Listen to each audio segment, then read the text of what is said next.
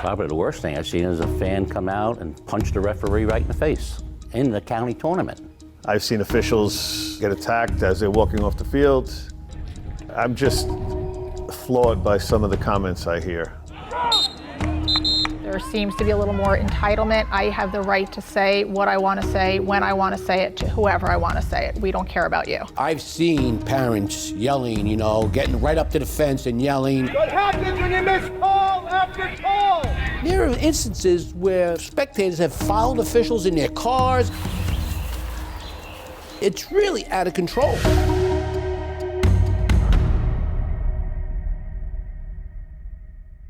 The number of officials is declining on Long Island and nationwide, a decrease blamed in part on the verbal onslaught. This is awful! From parents, Ask for help! spectators, and coaches. The older officials are leaving, and the younger officials that's coming in, they'll last like a season or two, and then they're gone because they don't want to deal with it. Newsday sat down with officials, high school coaches, and school administrators from Sections 8 and 11, the governing bodies of Nassau and Suffolk high school sports. You don't officiate football for the money. We do it for the love of the game. The pure thing of the sport. You do it because you're passionate about what you want to do.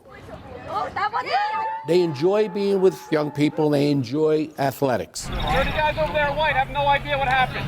This is pathetic! It's known throughout the country, the number one reason why we don't have officials and we can't get officials is spectator behavior.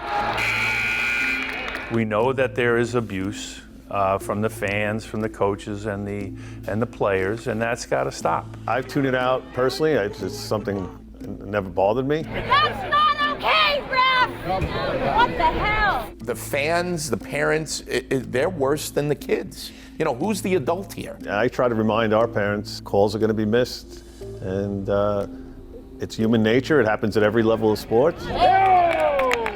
Football officials had parents come afterwards, tried to get into the locker room, follow officials out into the parking lot, threatening them with physical violence.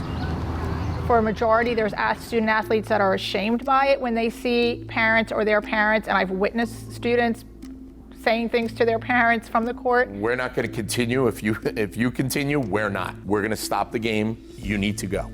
I called timeout, and I told the person that was in charge of the gym, I said, everybody has to go, no spectators. So you all waited outside until the game was over. One time, I did have to end the game and walk off the field because a parent was coming on the field. Coach, just grab that. Thank you.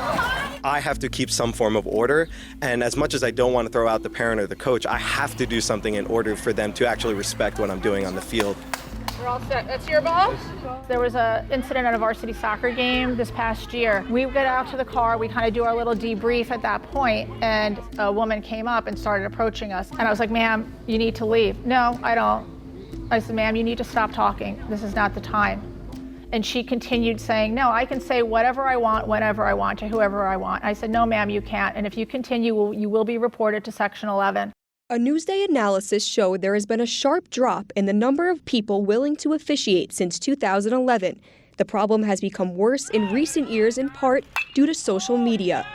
It seems to me with social media that one of the problems is it's harder to read the room.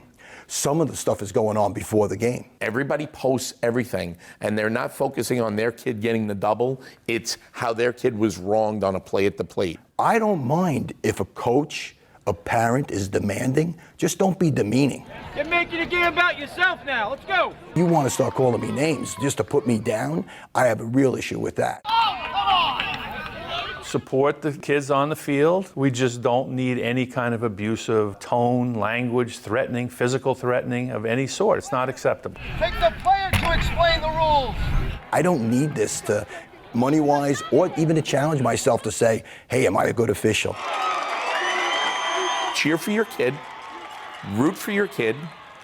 Umpires are going to make mistakes. We try not to. We don't want to go in there costing anybody a scholarship. But you know what? We're trying our hardest.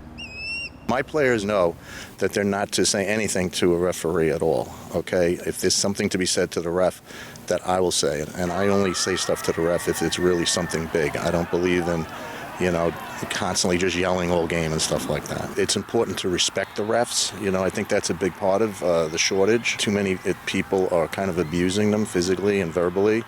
And I think that it's very important that everybody respect the refs, or we're not going to have youth sports and sports anymore. You're getting to game 6 on the day, you're on your 4th plate or your 3rd plate. It does get really tiring, but overall it's not too bad as long as you have the right heart and, the goal in mind is you have to get the games done, because if you have no umpire, you can't get the game done. It's that simple. He backed up off the plate. How can that be a strike? He's not on top of it. A national survey showed that more than half of officials have felt unsafe or feared for their safety while officiating. Districts are responsible for providing security at school events. There are requirements that are out for every game. There has to be at least a supervisor at every contest, and then it's up to the athletic directors to put on what they feel. After a game, they should be escorting their officials to their cars. I think I don't necessarily feel unsafe. You always get that uneasy feeling. Is this guy really going to come after me? I do at times have a GoPro on me, and I am not hesitant to take down a license plate and report it to the police. I shouldn't have to be fearing that I have to protect myself, but also I do understand that I'm younger and I understand that people are older and they may look down on me a different way. So I won't say I'm not prepared to, really keep myself and be ready to do what I have to do just to make sure we can get the game going. At Massapequa, where I worked, we ushered them in, we ushered them out. We made sure they were most important people in the gymnasium. I just think there has to be more consistency amongst the school districts. Here at Longwood, where security measures are high, officials are directed to park in this secluded lot away from the field behind me, where they are escorted to and from the field. Does that stop the crazies? No, it doesn't, because they still, even with people there, they still start yelling at the officials. You leave the game together and you come into the game together. We had an ejection recently. We went to a different spot, nobody knew. We didn't get undressed, got in the cars, but I just said, if we're standing there getting undressed as these people are filing out, it's going to be an issue, and that's what you kind of do. Did you see him hit him? I'll answer it for you. You didn't. The verbal jabs and concerns about safety have made recruiting new officials difficult. It's never been worse, to be honest. We have to move games to certain dates to try to get officials. There are guys doing 200 games. I'm not kidding you.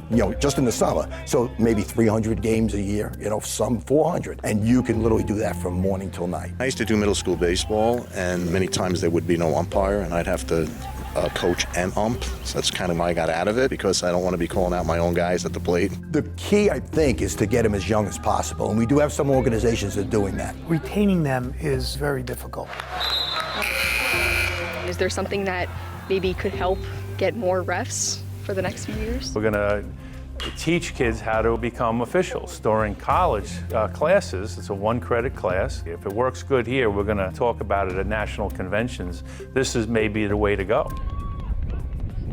I think it falls back to they're going to get abused by the parents, and they're going to say, why am I giving up my Saturday afternoon, my Friday night to listen to this?